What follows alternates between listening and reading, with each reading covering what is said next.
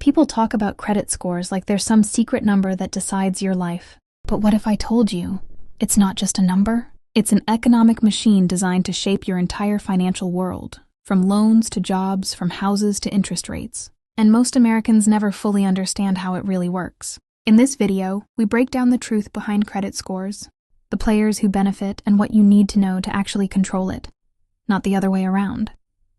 Let's start with the basics. What is a credit score? Most Americans have heard the term FICO, VantageScore, but don't really understand what these numbers represent. In simple terms, a credit score is a 3-digit number that lenders use to estimate your credit risk. That means, will you likely pay back a loan or not? Sounds fair, right? But here's where it gets interesting and complicated. The actual formulas that calculate credit scores are proprietary. That means companies like FICO don't publicly disclose exactly how every point is calculated. You don't see the exact math. You only get a general overview. Because of that, millions of people are left guessing what affects their scores most and how to improve them without knowing the actual weights behind each factor. Now let's talk about data. Every time you make a payment, open a new account, close an old one, or even miss a due date, that information gets sent to credit bureaus. The 3 major bureaus in the U.S. are Experian, Equifax, and TransUnion. These bureaus collect financial behavior data from banks, retailers, and lenders across the country.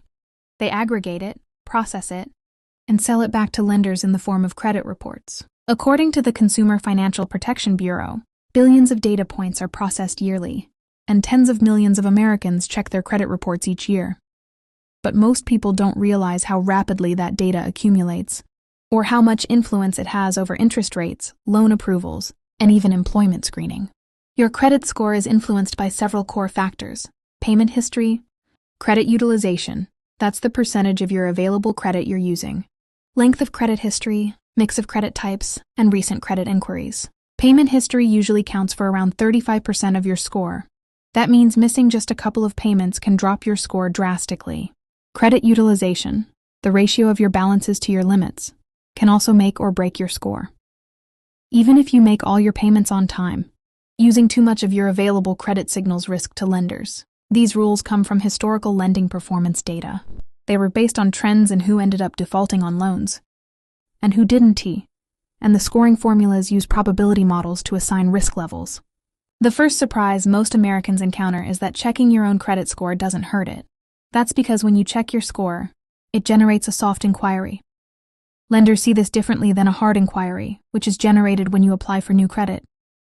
Hard inquiries can actually lower your score a bit because they signal you might be seeking additional debt. This difference is subtle, but powerful. Why? Because it shows that the system measures not just how you handle money, but what your behavior might predict for future borrowing patterns. Behavior patterns, not just numbers, are baked into the model. Let's talk about FICO versus VantageScore. These are the 2 most common scoring models in the U.S. For decades, FICO was the industry standard. VantageScore emerged later as an alternative created by the 3 major bureaus themselves. They look at similar data but weigh some factors differently. That means your FICO score and your VantageScore can be different, sometimes by dozens of points. That difference matters because some lenders prioritize one model over the other. Some might even customize their own internal score based on proprietary patterns they've observed among borrowers. So your financial identity isn't just one number, it's a set of interpretations. Here's where it gets murky: identity theft and inaccurate reporting. According to the Federal Trade Commission, credit report errors are surprisingly common. Millions of Americans have at least one error on their credit reports: wrong accounts, incorrect balances, accounts that aren't even theirs. These errors can drag scores down dramatically, but disputes take time, documentation, and persistence. Meanwhile, your score could be impacting interest rates, job screenings, insurance premiums, and rental approvals. This isn't a small error. It's a real economic impact that affects everyday lives. Many Americans don't realize that you can negotiate what appears on your credit report. That's right. Credit card companies and lenders sometimes agree to remove negative marks in exchange for settlements or concessions. This isn't widely advertised, but savvy consumers and credit coaches use this strategy to repair scores faster. It asks part psychology. The debt buyer or original creditor weighs potential future revenue against immediate closure, and part negotiation skill. The fact that negative entries can be removed legally under certain conditions shows that the system isn't as rigid as many believe. Now let's look at the biggest misconception: that building credit requires a lot of money. That's only partially true. You don't need huge balances to build a strong credit history. In fact, responsible use of even small lines of credit, like retail cards or secured cards, can build history if you make payments on time and keep utilization low. Social data from consumer finance platforms show that millennials and Gen Z often improve their scores faster through smart utilization and timely payments than by carrying large balances. The score values consistency over volume. Another less talked about factor is the age of credit accounts. Older accounts with long histories signal stability, while newer accounts suggest uncertainty to lenders. That is why closing an old card, even if you don't use it much, can sometimes lower your score. The system rewards longevity because, statistically, longer credit histories show fewer surprises. This is one reason why younger borrowers often have lower scores. They simply haven't had time to build long histories. It's not fair, but it's statistical. Here's another twist. Some lenders use alternative data beyond credit scores.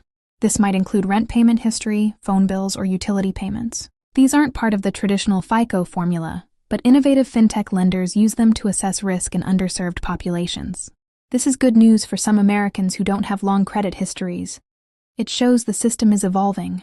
But it also means your score isn't the only metric affecting financial opportunities anymore. It's part of a broader data ecosystem. Let's talk about auto loans and mortgages. These are the biggest credit decisions most Americans ever make. Lenders look at score ranges, not just single numbers. If your score is above a certain threshold, you get better interest rates, sometimes hundreds of dollars per year in savings. According to recent mortgage industry stats, borrowers with scores above 760 often secure rates much lower than those with scores below 700. That translates into tens of thousands of dollars difference over the life of a loan. This isn't minor. This is life-changing money. Student loans are another twist. Federal student loan payments stopped during pandemic relief programs, but many Americans saw their credit scores jump simply because payments were paused. When those benefits rolled back, scores began adjusting again. That trend showed how payment timing, even involuntary, could swing scores dramatically.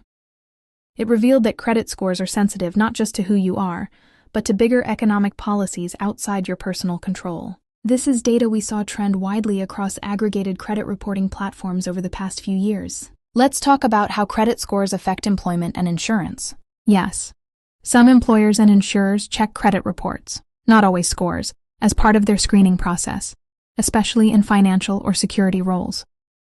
Insurers sometimes price premiums based on credit-based insurance scores. That means your financial behavior can influence your cost of living beyond loans. In some states, insurance scores are controversial and debated in policy circles for fairness. But in others, it's standard practice, another invisible layer of impact. Now here is a reality that hits home. Most Americans don't check their free annual credit reports regularly. The official site, annualcreditreport.com, gives free access to each bureau once a year, but many people never take advantage of it. That means errors go unnoticed, inaccuracies persist, and scores stagnate. In a country where financial health is deeply tied to credit scores, this oversight costs real money. It costs opportunities, and it costs peace of mind. So what's the truth about credit scores? It isn't a mystery number floating in the ether. It's a dynamic, data-driven score tied to your behavior, your history, and the algorithms designed by private companies. It responds to your actions, but also to broader economic trends and systemic structures. It's a tool, powerful, quietly influential, and misunderstood. And once you understand how it really works, you stop letting it control you. You start using it to build wealth, reduce costs, and open doors that many people never even knew existed. This isn't just about numbers. It is about financial freedom and understanding the system on your terms.